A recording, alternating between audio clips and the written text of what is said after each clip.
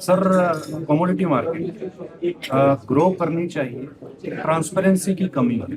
जब से सेबी के पास में ये चार्ज आया है एफएमसी से मूव होकर, उसके बाद से क्या बदलाव इसमें आपने देखे हैं? और दूसरी सबसे बड़ी चीज जो एग्री कमोडिटी पर्टिकुलरली है, वो कहीं ना कहीं स्टेक के ऊपर पे रहती है, उसमें ट्रांसपेरेंसी की कमी है। और इसी के साथ जुड़ा हुआ एक और सवाल है, क्या सेबी वेयर हाउसेज के बीच के अंदर में जो सामान माल रखा जाता है, जो डिलीवरीज आती हैं एग्री कमोडिटीज की, उसकी क्या ऑडिट करता है? उसके पास कोई ऐसी टीम जो वहां जाकर के इंस्पेक्शन करती है? नहीं, कमोडिटीज मार्केट में ट्रांसपेरेंसी है और उसकी कमी नहीं है। डेवलपमेंट ऑफ मार्केट के फर्दर डेवलपमेंट ऑफ मार्केट में कुछ दिक्कतें इसलिए भी हैं कि एग्रीकल्चर एक स्टेट सब्जेक्ट है और जो उनकी स्पॉट मार्केट्स हैं वो स्टेट के पर्व्यू में आती हैं, और जो डेरिवेटिव मार्केट है वो सेंट्रल गवर्नमेंट के पर्व्यू में आती है और सभी रेगुलेट करता है।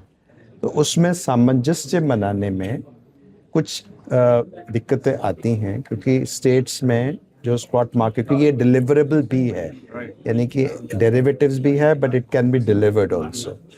सो एक तो इसमें तो कहीं हमने एक वर्किंग ग्रुप बनाया है जिसमें कि वो सारी दिक्कतों को देख, और इस वर्किंग ग्रुप में हमने फार्मर्स और फार्मर्स के रिप्रेजेंटेटिव्स को भी शामिल किया है, क्योंकि बहुत से एफपीओज भी इसमें काम करते हैं लेकिन उनकी कुछ दिक्कतें हैं। मार्जिनिंग की दिक्कत है कुछ उसमें, और भी रेगुलेशंस की दिक्कत है, और स्टेट से सामंजस्य बनाने की दिक्कत है।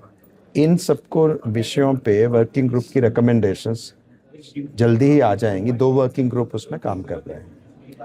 और एक इशू ये भी है कि कुछ एग्रीकल्चर कमोडिटीज़ हैं उसमें हमने बैन किया हुआ है, जिसमें कि कमोडिटीज़ डेरिवेटिव्स नहीं हैं, उन पे भी एक स्टडी की गई है, सेबी के जरिए करवाई गई है, एक्सचेंजेस ने भी करवाई है, और उन स्टडी से ये पता चलता है कि डेरिवेटिव मार्केट्स प्रॉपरली रेगुलेटेड वो चल सकती है इन कमोडिटीज़ में भी। कौन कौन सी कमोडिटीज वापस से रीलॉन्च हो सकती है? नहीं, मतलब सारी लॉन्च हो सकती हैं, उनमें से देखा जा सकता है, लेकिन मेन चीज़ है कि जो एक कंसर्न है कि डेरिवेटिव मार्केट के कारण एक्सेसिव स्पेकुलेशन के कारण प्राइस में फर्क आएगा, तो उसको मिटिगेशन करने के लिए, उस कंसर्न्स को करने के लिए भी उपाय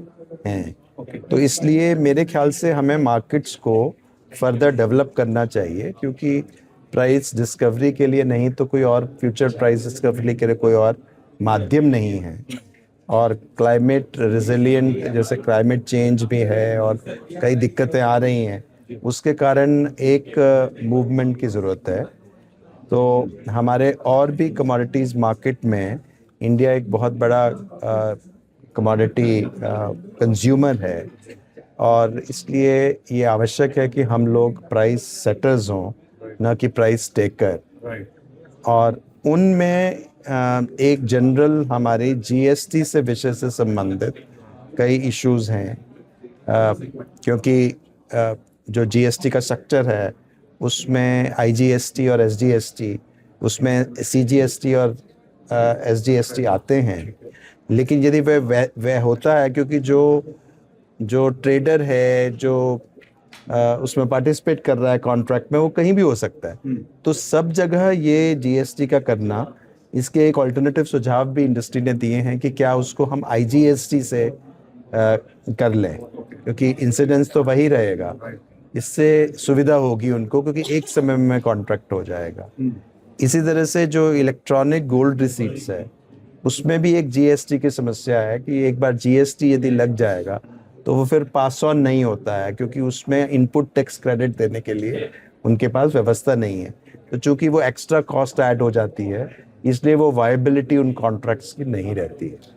इन सब विषयों में तो एक जीएसटी से संबंधित विषय है, एक कुछ विषय हमारे अपने रेगुलेशन से संबंधित है, एक तीसरे तरह के विषय हैं जनरल एजुकेशन से संबंधित हैं, क्योंकि मार्केट और इंडस्ट्री को यदि ज़्यादा पार्टिसिपेशन होगा तभी मार्केट अच्छी करेगी।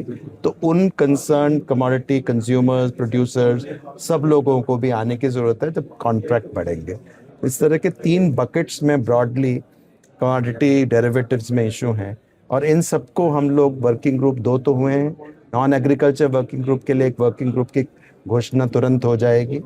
और इसके बाद जो इश्यूज इमर्ज होते हैं उसके लिए स्ट्रक्चर्ड वे से टैक्स अथॉरिटीज से बात करने की आवश्यकता है, जो टैक्स अथॉरिटीज के विषय है, और जहां तक सेबी और एक्सचेंजेस के विषय हैं वो हम लोग देख लेंगे। जो डिलीवरीज को लेकर के बड़े इश्यूज आए एक्सचेंजेस के बीच में, और चाहे वो टर्मरिक का इशू हो, ब्लैक पेपर भी इसी वजह से बैन हो गया क्योंकि डिलीवरी का इशू है।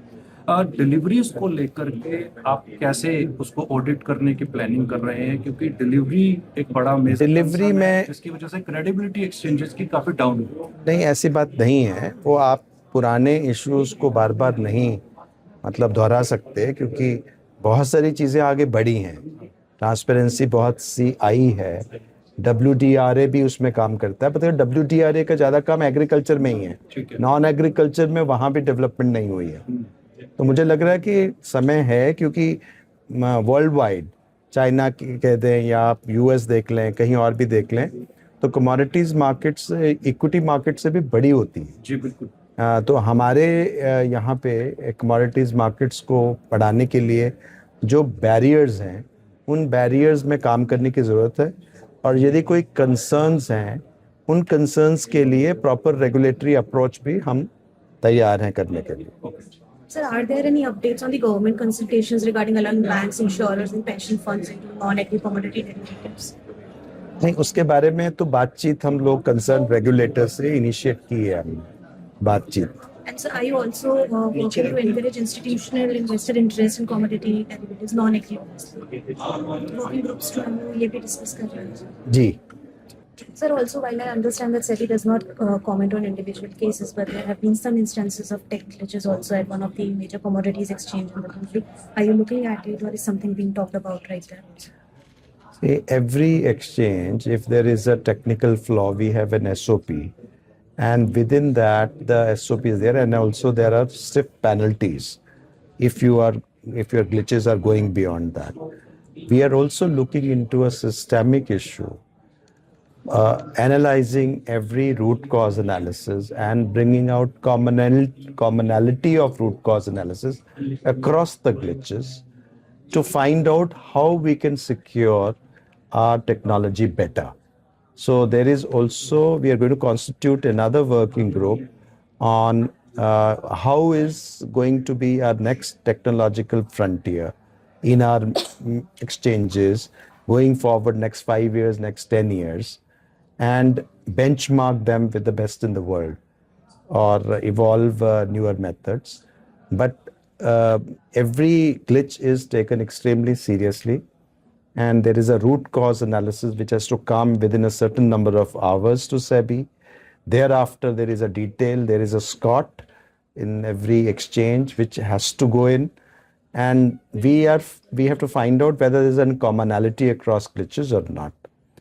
But we also recognize that the glitches do occur sometimes due to very fast technological changes in various jurisdictions of the world, and we also keep track of that in different jurisdictions, why it is happening. For example, why it happened in a very important exchange like the CME in US or in other exchanges, and also to see and learn the lessons from there. But importantly, we can also learn a lot of lessons by the common analysis of the root cause analysis, RCAs, whether something more which needs to be done in terms of prior anticipation of how we can avoid those glitches in the first place. So is this particular working group that you're talking about is, being formed as a cautionary measure or a reaction to what is happening? No, this is more in the nature of